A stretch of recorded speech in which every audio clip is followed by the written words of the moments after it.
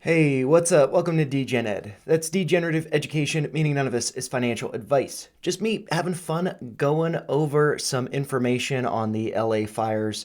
This was voted upon. I did post this on the channel, asking if you would like my perspective on the LA fires, because I do have a background that relates to such events and would be happy to put together a brief video. So that's hopefully going to be this one. It might be a little bit longer than brief, but I'm just going to go through some websites and some posts that stand out to me as being fairly insightful and just offer my perspective on them. And, I've been at work all day, so I'm tired. This is probably going to be unedited. I'm sorry about that. But yeah, I mean, usually I talk about stocks, not natural disasters. But yeah, five of you voted for me to go over this. None of you voted nope. So, thanks for the feedback. I did post this poll on X, and I got 1 and 1. So one person did vote nope. But yeah, majority wins. So I'm just going to provide my thoughts on this. And then just to note, the background that I have.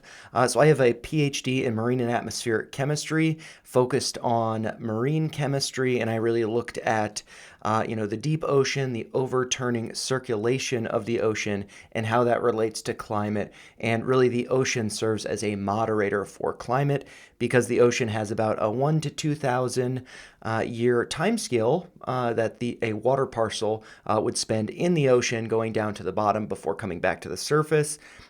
So that serves to moderate climate. So for me personally, I did not focus on forest fires or winds, but I do have a pretty good understanding of the climate system. And also, I feel like I have a fairly unique perspective coming from with the background that I have regarding climate change, because I think that there is a lot of I don't know if misnomer would be the right way to put it, but just kind of jargon around whether it's global warming, climate change, and so on that really, have always kind of had an issue with. And so, yeah, I'll just kind of take you through my thoughts and really just kind of starting with getting into some details around water in LA. And so I previously had a couple other YouTube channels. One of them focused on climate science education, which was really like a bridge for me to be getting out of academia. I was previously pursuing a career to become a professor. But for a number of reasons, I decided not to do that. One was I just didn't feel like there would be that much security with it.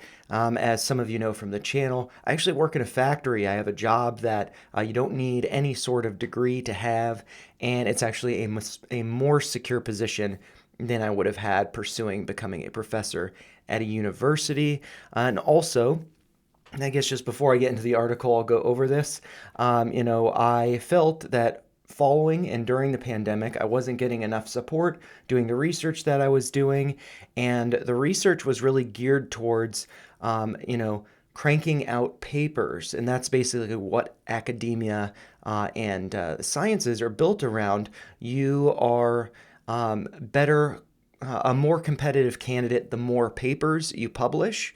So rather than being incentivized to put out quality research, you were kind of incentivized to just crank out as many papers as possible. So it was, quantity over quality. And I didn't really like that. I also found that the incentives to be publishing papers were really to be then ending up giving a lot of money to publishing companies, and those publishing companies would then be getting a lot of money from universities, and those universities would be getting a lot of money from students, and of course everybody's in a lot of debt. So it just seemed like it was not really the best career path for my beliefs. And I felt like there were a lot of things kind of becoming clearer for me, really around the pandemic, that made me start to question my career choice. And also around that time, I noticed that there was a lot of push for DEI, diversity, equity, and inclusion. And, given that I'm a straight white male, I felt like the job market would just be even more and more competitive for me. and it just didn't seem worth it, especially because I didn't think that it was, like I said, the best path for me. And also, I should note too that I didn't feel like I was the best candidate for filling the roles. I did have some prestigious fellowships. I had the NSF Graduate Research Fellowship, or that's the National Science Foundation in the US, which is a very prestigious fellowship. Not too many people get it. But I found, through that, I was very interested in applying for such things and pursuing the science. But then when it came down to the grinding the gears for writing papers, I just wasn't as excited by that. So, I ended up leaving for a number of reasons, but with that other channel, I went over this article and another one. And so this article here, why we turned the LA River into a freeway for water. And so you might be able to guess where this is going. I would just read the article to you guys, or at least portions of it, but I don't pay for LA Times. So an ad will pop up, or I'll need to sign in or whatever. But I did find a solution that we could get the information from this. But before I get into that, I did just want to point out that this article was published on March 1st of 2022. So this is a little bit older of an article, but it's really just kind of giving some historical context to the LA River. And so the way that we can kind of get this information is I just took this link. You can't see it because I got my little banner up there blocking it, but I took the link to this, and I will put links or URLs to all of the pages that I go over in the description of this video. So if you are curious, you can check them out. And so I just took the URL and I went over to Grok and X, which I believe is free for everybody. It used to only be for those using premium, but I do believe it's free to the public. But you could also probably do this with Gemini, which is Google's AI assistant. And I believe ChatGPT as well. So you could do something similar with any of these AI assistants that are available. And so I just wrote, can you summarize this article for me? Pasted the link, and it does have 25 web pages that it cites. So you can then look those up as well to get some more information on them. And I'm not sure if I should be able to share this conversation, so I will post this in the link below, but I'll also include a link to the article. But anyways, just going over Grok's summary. So the article discusses the transformation of the Los Angeles River from a natural watercourse into a concrete-lined channel designed primarily for flood control. Initially, the river was unpredictable, often causing devastating floods, which led to its channelization in the 1930s. This decision was driven by the need to protect Los Angeles from frequent flooding, especially after a particularly destructive flood in 1938. However, this transformation turned the river into a freeway for water, where the primary purpose was to swiftly drain excess water into the ocean, rather than allowing it to recharge local aquifers or support natural habitats. So clearly there is an issue there that relates to the fires that are currently going on, that they don't have enough water. And so let's continue on with this summary, and then I'll go on to the next page. And so here, Grok continues, the article highlights the realization that this approach was short-sighted, particularly in light of California's ongoing water scarcity issues.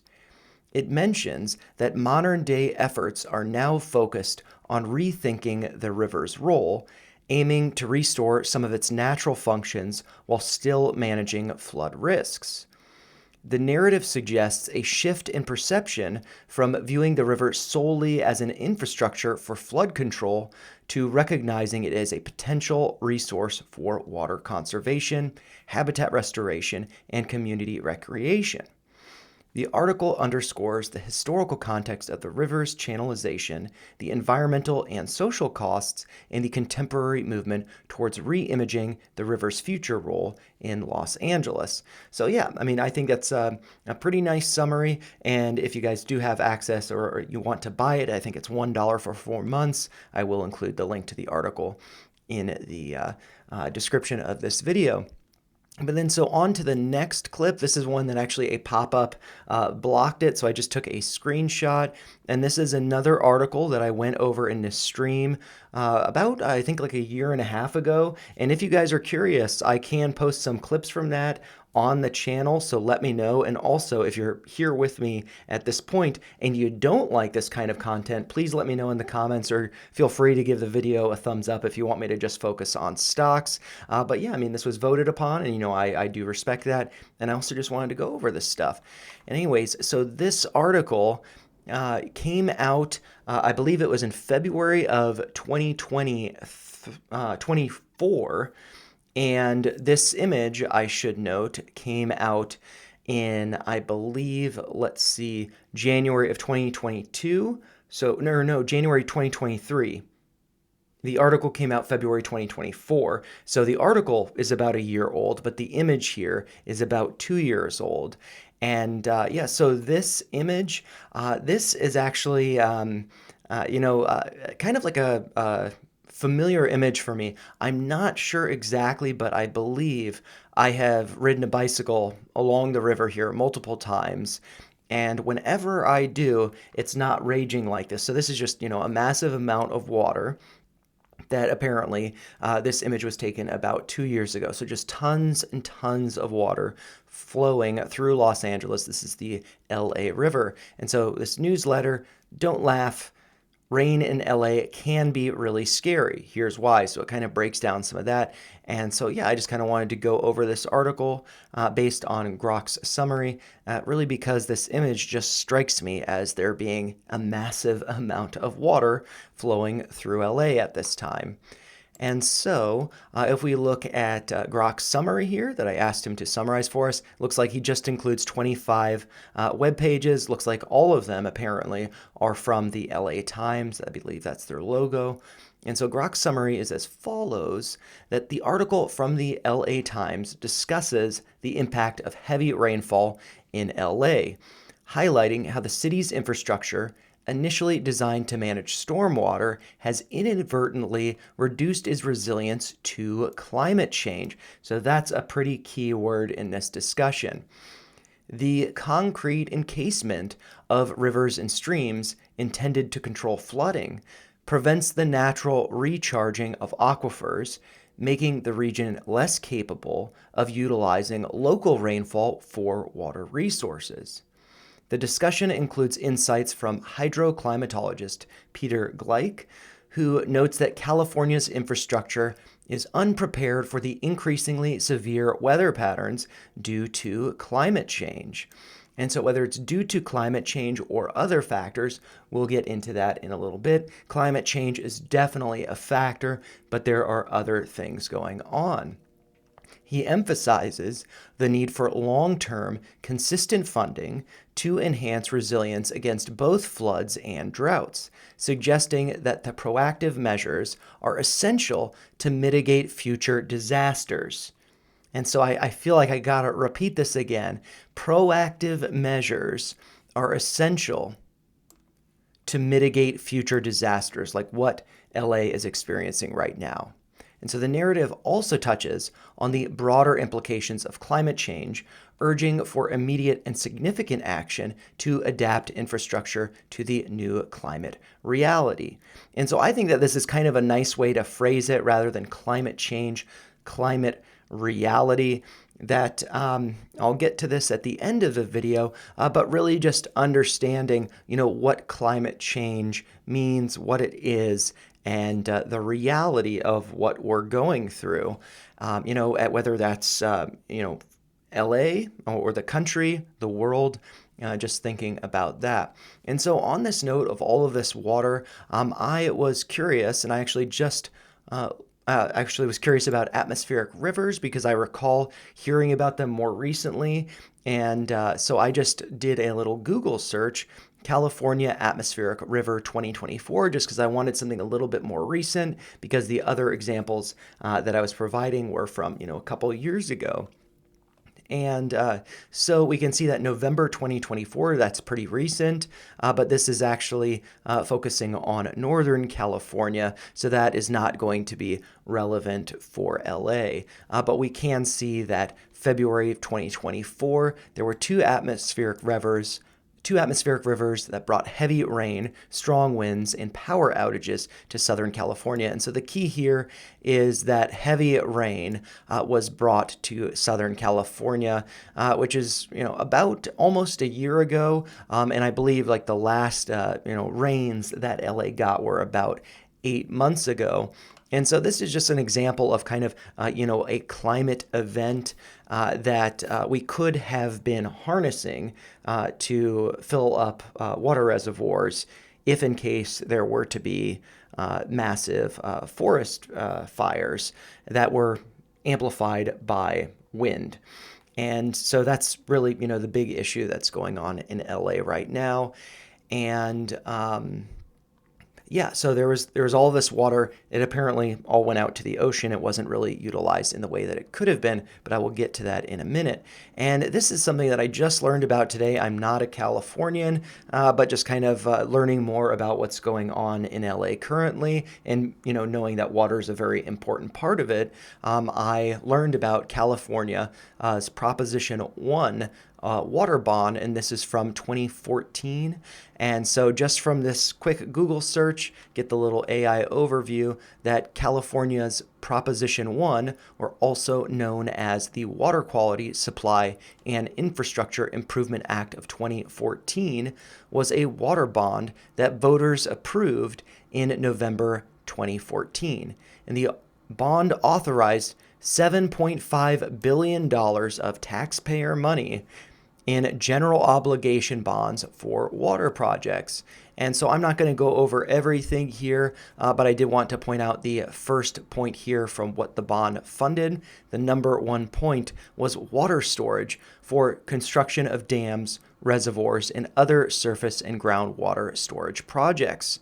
And so that seems like a really great thing, especially because California, or at least Southern California around LA, tends to get massive amounts of water that results in flooding, and then that water is rushed out to the ocean as this freeway that I was talking about, freeway of water.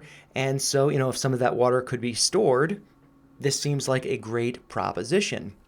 And so I was curious to find out how many water storage dams and reservoirs were built following the 2014 Proposition 1. And so I phrased it like that because if we look over here, dams, reservoirs, let's see.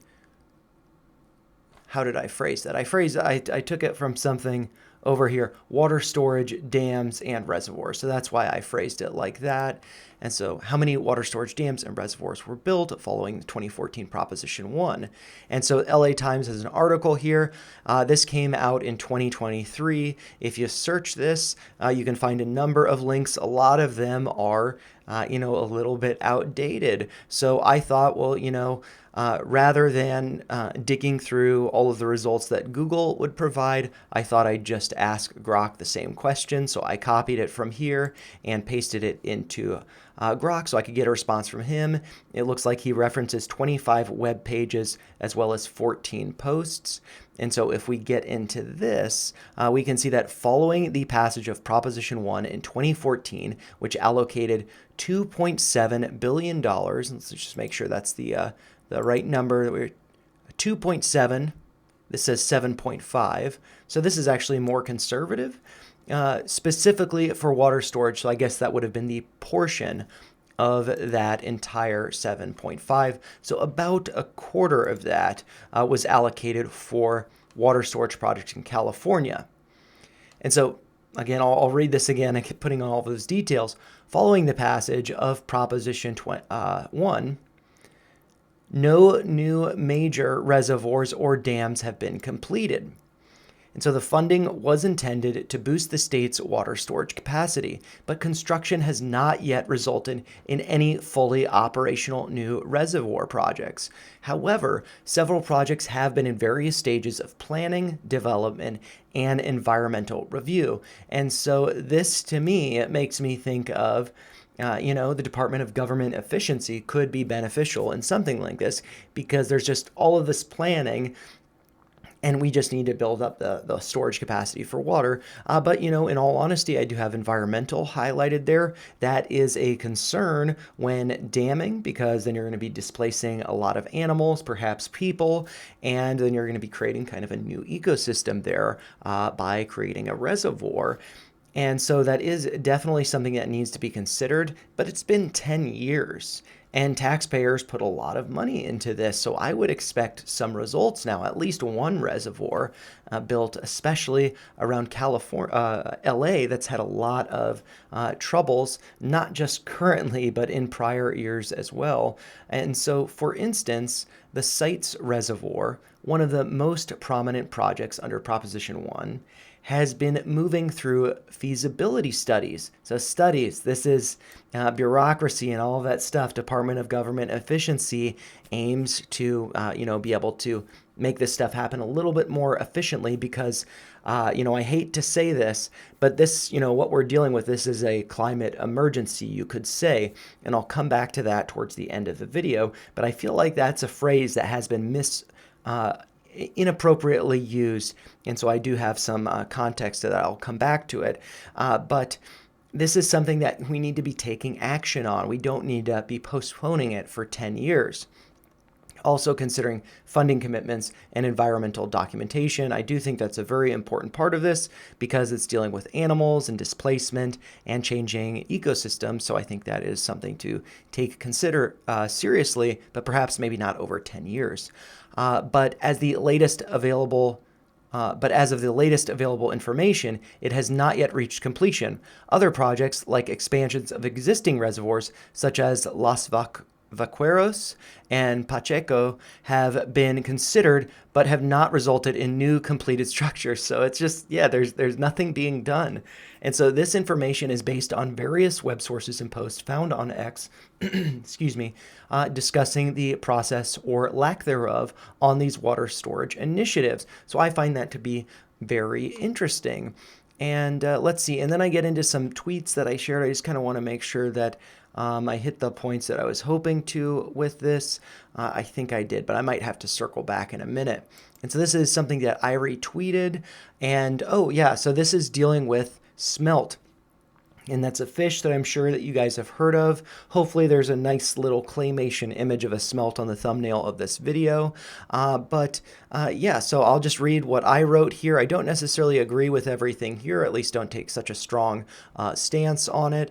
And so, I just wrote that, people want simplicity. Sometimes things aren't as simple as water bad for smelt, so no water, and think that he gives a pretty balanced perspective on that. So this is Zachary Levi. And so my thoughts on that are that we might not think that, smelt are important. So in my opinion, do we care about smelt? Just a little fish. I probably don't care about it. I don't have an emotional attachment to it or anything like that. And so probably not. But we probably care about salmon and killer whales. And so that's really just going up the food chain. So these little fish, I actually don't know how big they are because I studied chemistry, not biology. But these little fish are then going to be eaten by larger fish like salmon that are then going to be eaten by killer whales. And so they are important. They're not just important by themselves, but what they provide to up this food chain, ecosystem dynamics, all of that. And so, that's very important. We need to be protecting that, but at the same time, at what cost? If at the cost of protecting this biodiversity is at the loss of life and property and security for thousands of people in California, I believe it's thousands of people in LA. So let's see. I'll just continue on here. We also care about being prepared for natural disasters so we don't have unnecessary loss of life and land. So kind of like what I was just saying. And so this could have been avoided with some balance. And so, maybe we have reservoirs in certain areas that we could fill all the way up to here, but that would displace some animals or, whatever the consequence of that. So maybe we just compromise and fill them up halfway and, there's balance there. But if we just go the way of protecting every aspect of the natural environment as it was as climate is changing. I think that that raises a big issue, because if climate is changing, not all of these organisms are going to be able to adapt. And so that's kind of, like Darwin. This is, survival of the fittest. And while, we want to be like Noah and his ark and, protecting all of these different beings, uh, we can only do so much. And if protecting these fish to the extent that we have is at the cost of, human life, I don't think that's worth it. I don't think that we care that much about them. And I do think that we could strike some balance and, compromise with this. So, yeah, I mean, I think that he gives a really good perspective here. So I'll include a link to this if you do want to watch it. But there are a couple things that he does point out that I think is good to consider. One is that he mentions that forest fires or, around LA, fires have gotten worse more recently under the watch of Gavin Newsom. So he kind of gives this critique of Gavin Newsom and the lack of action to mitigate, to prevent such fires from happening. And so I just want to point out that some of that, the lack of precipitation, the lack of rain, how dry it is, a lot of that could be attributed to climate change, in that changes in weather patterns will result in stuff like that. But at the same time, if we're aware of such things, we need to be able to manage our water resources better, so we can prevent, so we can mitigate climate catastrophes, or whatever you want to call it, weather events like this fire. And so, yeah, I mean, it's just completely devastating. And yeah, I just think that he gives a really nice balanced take on it. So I'd recommend watching that if you're curious. And then I also had this other post that this kind of was maybe one that kind of led me down this rabbit hole. So I follow Chamath Palihapitiya, who's a contributor to the All In podcast, one of the besties. I just find it to be a pretty interesting podcast. Some really nice perspectives there. Some may not agree with his perspective or their perspectives on everything, and of course, we got to have some balance, like I was just talking about. And so he just comments on this post. Brilliant politicians, they said. Thoughtful policies, they said. Inclusive of smelt, they said. So just like what I was talking about, we need to have kind of some balance. But now the cost is that your house is gone. And so that's, just completely devastating. And also, my understanding of this is, now that your house is gone, I've heard that insurance companies such as State Farm has not provided fire insurance to a lot of people who lost their houses, if not all of them. And so, it seems that one might want to be be frustrated with insurance companies. But my understanding, and maybe this is incorrect, is that State Farms wanted to increase rates to provide fire coverage, but state regulations would not allow that to happen. And so the result was that people's fire coverage was dropped. And again, might be incorrect about this, but my understanding of that was that to increase rates to have fire coverage for these houses, the state felt that it would be better suited to provide that coverage if there was a fire. And my understanding is that the state's budget for that is about $200 million. And so you see all of the devastation in the different areas around LA, very, very expensive properties. And so I don't think that $200 million is going to be able to provide that kind of support. So I feel like it was a very short-sighted decision. If that is the case, again, I may have that incorrect. So, do let me know in the comments if I'm wrong about that. But it just seems like there are a number of mismanagement steps with this that, are fairly frustrating. And people are suffering right now from this, and I'm trying to focus on making this video, so I apologize if I'm not being that empathetic, but I'm just just trying to tell the story. It's been a long day at work, but I just wanted to share my perspective. But yeah, this video, I think it's a really nice one. This guy, I'm not too familiar with him, but California has the best land and worst government in America. That's his opinion on it. And this comment on Gavin Newsom, I don't want to get into all of that, but I'd recommend this video. He talks about smelt, and which I was not aware of. He also talks about this owl that is an endangered species. And part of, actually, I guess I'll come back to that in a second. In this video, he includes 2 clips from the Joe Rogan podcast when Trump was his guest. And Trump was talking about in the first clip about, and I'll include a link to this so you can watch it for yourself. But Trump was talking about, cleaning the floor of forests. If there's, fallen trees and any dead wood on the ground, clean that up because, a year later it's just going to be completely dried up, and that is just tinder to start a fire. And just like the way that he talks about it, I feel like some might take it as, oh, this guy's dumb. He doesn't know what he's talking about. But, I feel like it's also like, are politicians supposed to know everything about this stuff? I mean, Trump is coming from the city. I don't think he's going to know that much about forests and how to manage them. But it does seem like he has this basic understanding of if you have a bunch of dead wood on the floor of a forest, it could catch fire. And part of the reason, I think I actually, the first thing he talked about was actually water, which I'll have to circle back to. But I remember from the last time he was president talking about raking the leaves from the floors of forests, and just kind of thinking that was kind of dumb. But it does seem to be credible, whereas, not necessarily cleaning up the leaves, but cleaning the fallen wood that's just dry, and that's going to potentially, if there's a spark, be able to light up.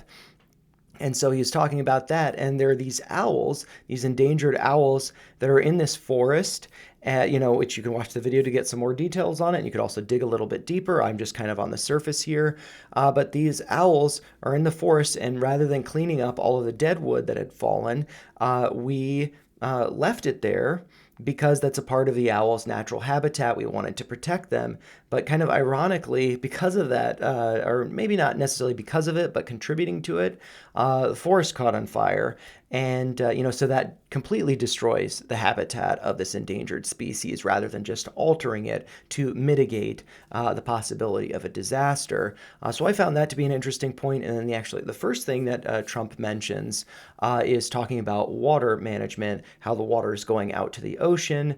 And so I'm not that familiar with exactly what he's talking about. I could dig into it more if you guys want. But he was talking about water coming down from Canada into the U.S.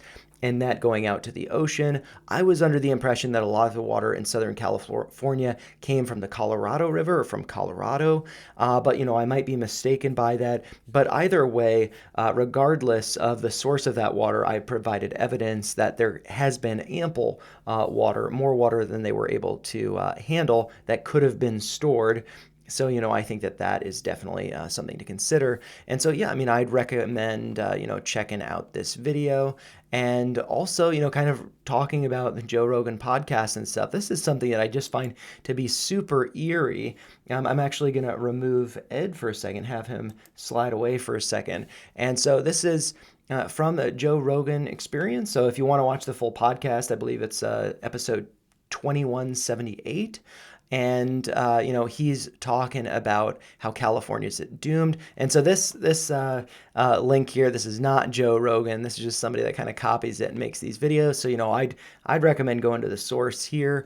But just this clip, it's 5 minutes long, where he's talking about how his experience in California, talking to a firefighter there, that. He basically just describes everything that's going on right now. And this came out about 5 months ago. So just super, super eerie. And just to be seeing this play out, and, having had Trump recently on his podcast talking about ways to mitigate fires, to be better prepared with water in California, and to see that not being done is just it's devastating. And yeah, so I find this clip to be very eerie. And but yeah, I will continue on to the next link. And so this is one that I saw just right around the same time that I think this actually might have sparked my interest in looking over here. And yeah, so this is just a tweet from Bernie Sanders, which is just very much like, in my view, like a copy and paste tweet from a politician. I'm sure his intern did this. So it's just really not that personal. It's just listing bullet points, not that personal. And I feel like that's, really what the people of California need, not just talking points from a politician. But I do think that the intention is good. And so, here he points out that 80,000 people told to evacuate. And I believe that number has I know that it's gone up actually, because this was posted yesterday on the 8th. And at the time of this post, 0% of the blazes were contained. I believe that is still true because of these winds that keep pushing the flames around. And so this is 8 months since the area has last seen rain. But if there was adequate storage reservoirs for the water that they had gotten, this would not be as big of an issue. And so the scale of damage and loss is unimaginable. Definitely true. A photo from an airplane, I believe. Let's see if there's a wing. I'm not sure, but I believe that's from an airplane. I've definitely seen some aerial photos of it, and it's horrific. And so this is what really bothers me about this, is that he takes this opportunity to then talk about climate change is real and that it is not a hoax.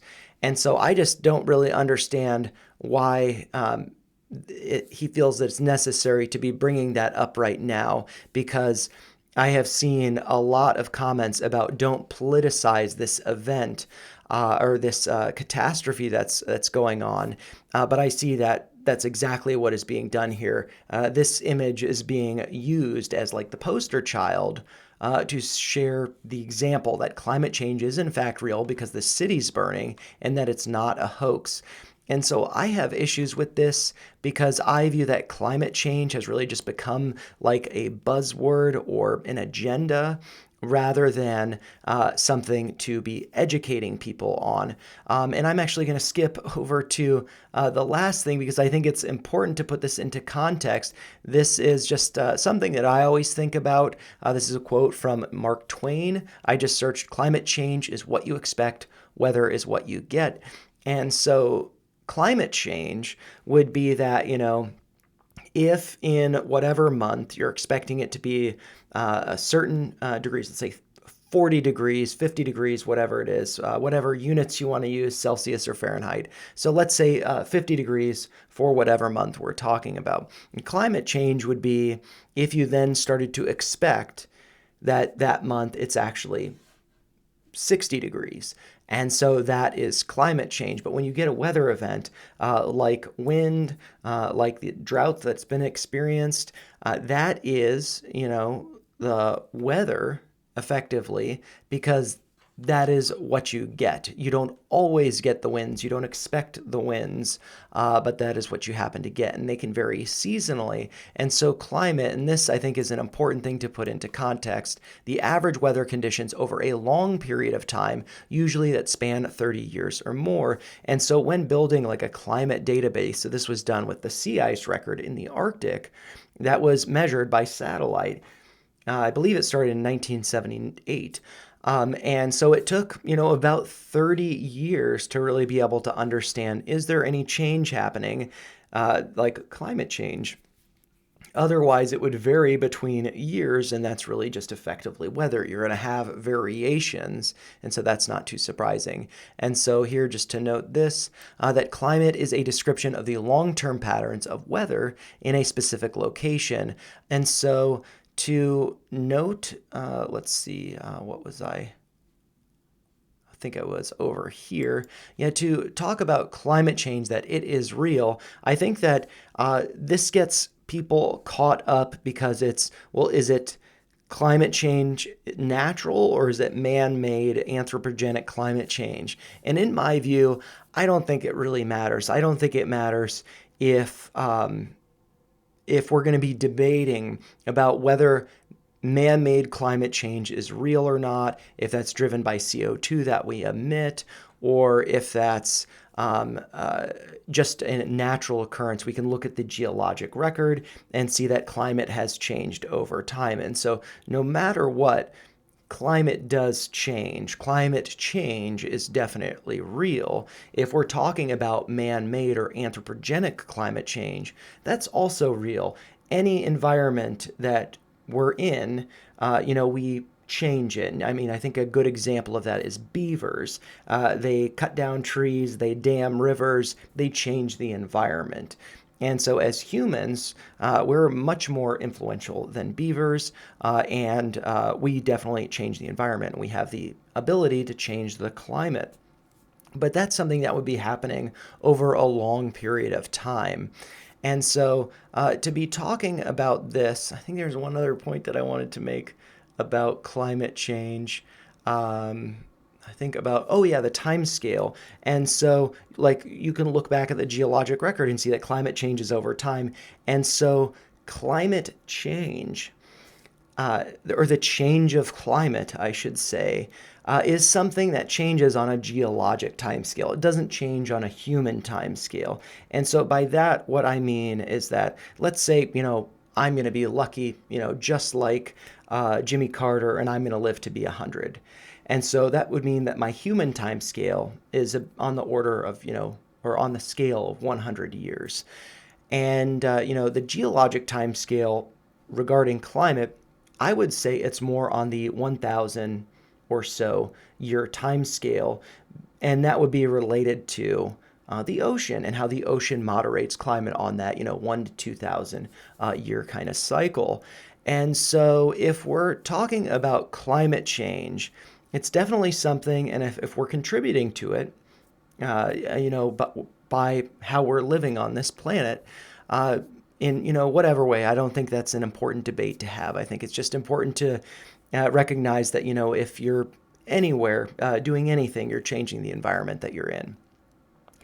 And so we're changing it on a geologic timescale. So to be thinking about these climate change is not a hoax, all of this stuff, that's really, that's true, it's not a hoax, but we have to be thinking about it on the correct time scale. And so climate change is happening, but on like 1,000-year time scale. And so we do have time to be correcting what we have done, but we don't really have time to to take action to mitigate what could happen.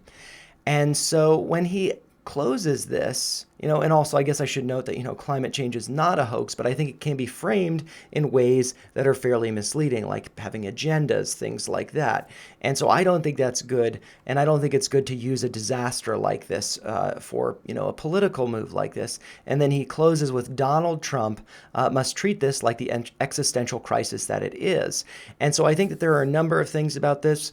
One, I will add to this that I believe in the Joe Rogan podcast that Donald Trump was on, he did mention or dismissed climate change to some extent, really just, the rising of the sea. That's definitely something that's important, but I think that, voters, I imagine, are probably more concerned about taxes and shorter timescale things. Their grocery bill, I think probably more inflation than taxes. On the if they get paid every 2 weeks, they're concerned about what they're doing with that paycheck. Not something like climate change, which is on, like I said, like 1,000-year timescale. And so I just want to point that out, that climate change is something that is real. It is not a hoax.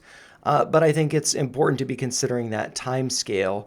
And I think that to some extent, aspects of it can be dismissed as long as we are being prepared for what could come. And in that podcast, Trump was talking about mitigation strategies that could have prevented this from happening. And also, I don't get why he's talking about Trump, because Trump is not the president currently, And California is actually a predominantly more blue state than red, so voting more Democratic rather than Republican. And they also have a Democratic governor.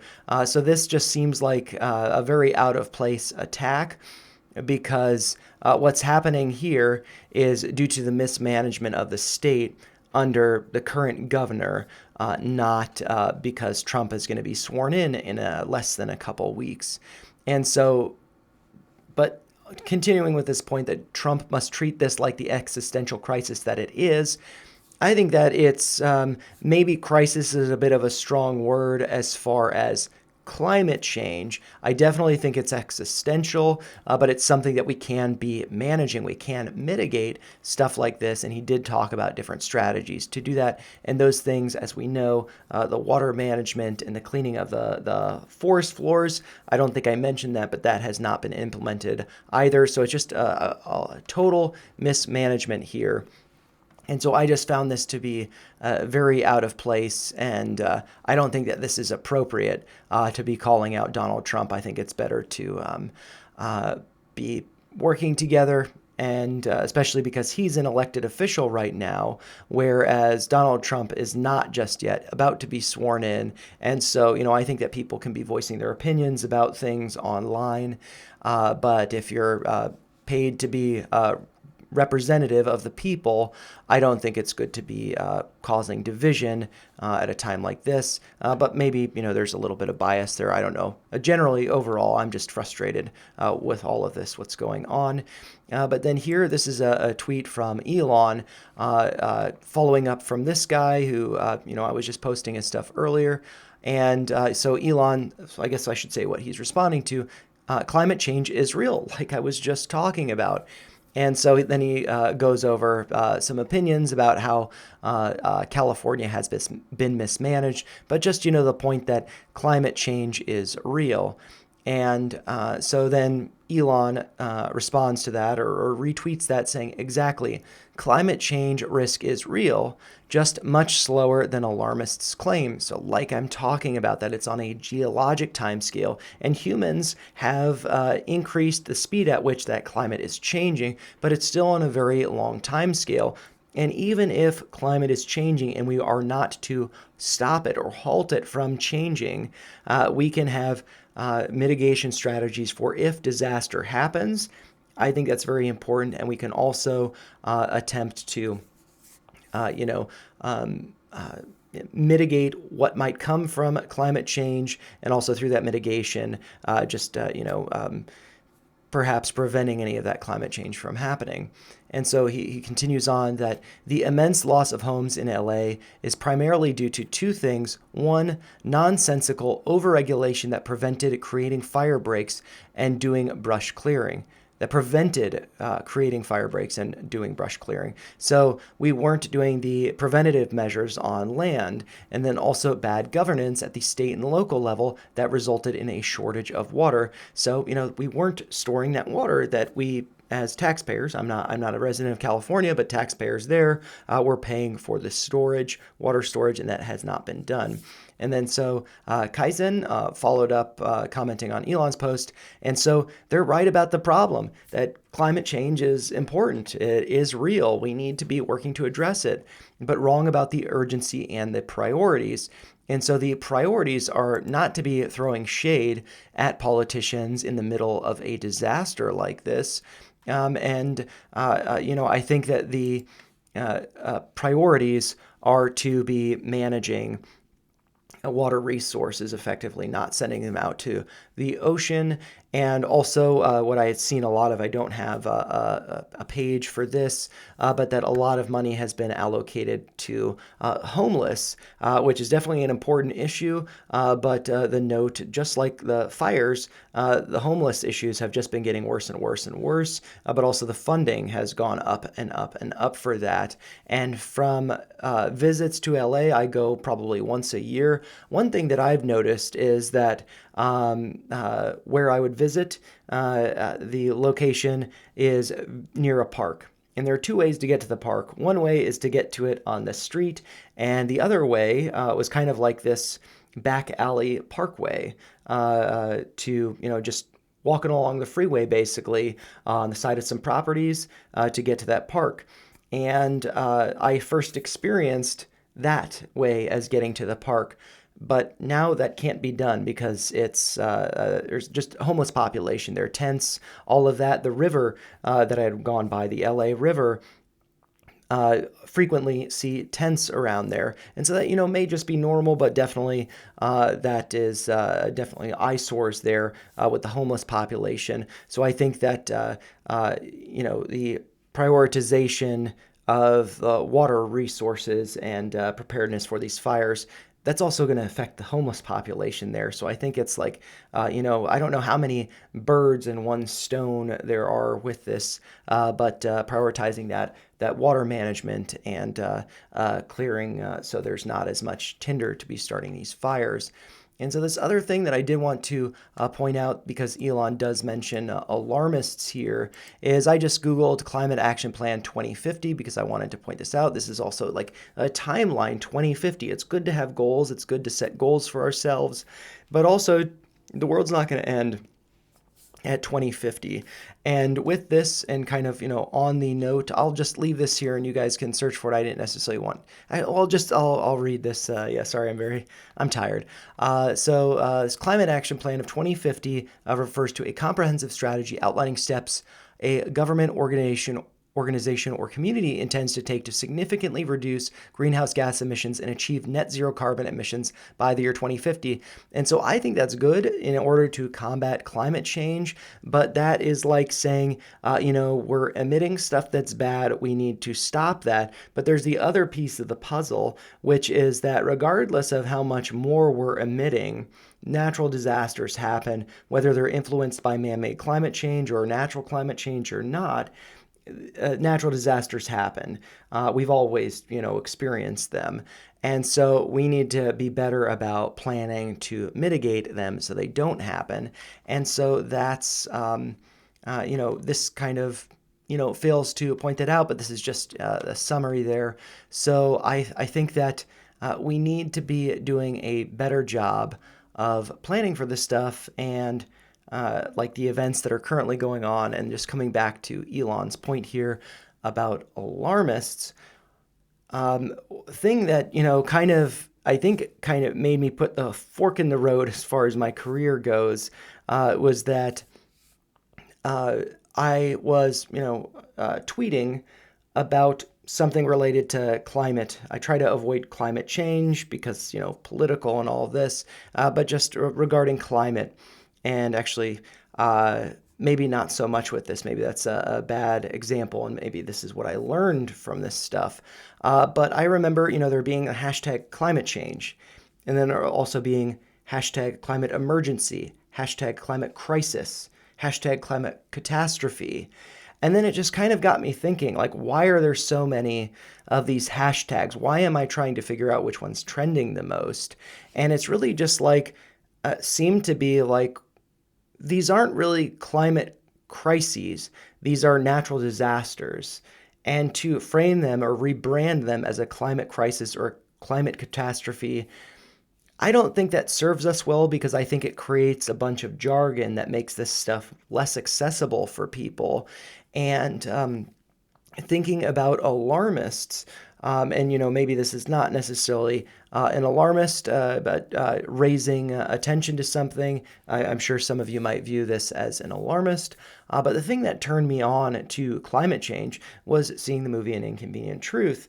And, I just think that there's a lot of compelling stuff in that. But I think Al Gore was labeled as an alarmist around that.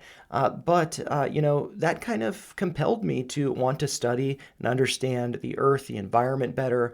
I love going outside, wanted to be doing that, hiking, seeing the world. And so I, wanted to pursue that as my career. But then I started to think when I saw Greta Thunberg talking about, her climate strikes and stuff like that, I then just started to think, well, I see a little bit of myself in her. And should we really be seeing children skipping out on school to be doing protests? and thinking about how I had spent more than 10 years focusing on trying to understand the environment, the ocean, and how that relates to climate.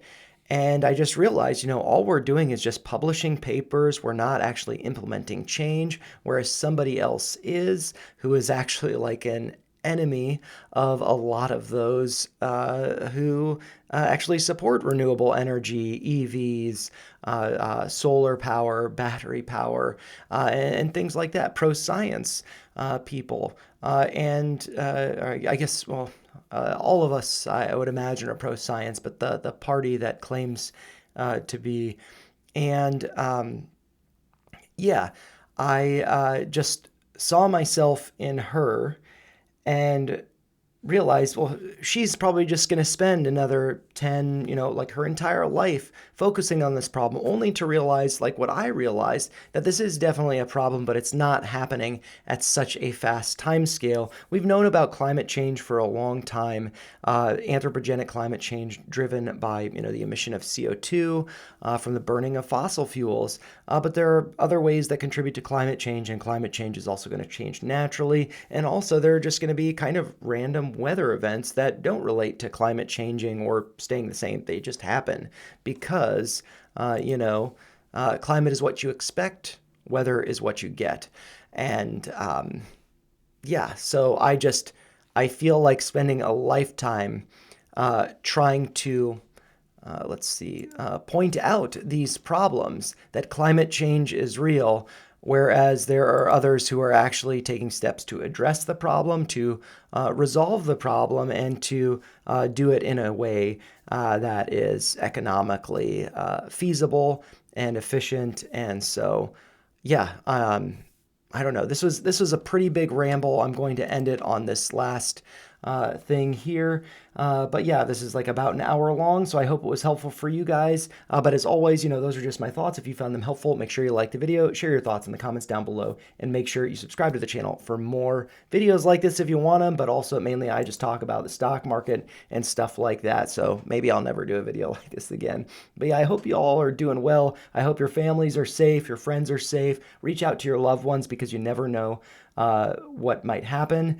And yeah, I hope that what we see in the next 4 years is all of us coming together to work together to solve the problems before they happen, to mitigate the problems before they happen, and to recognize that we may have different views from one another, but we're all here together and we all want what's best.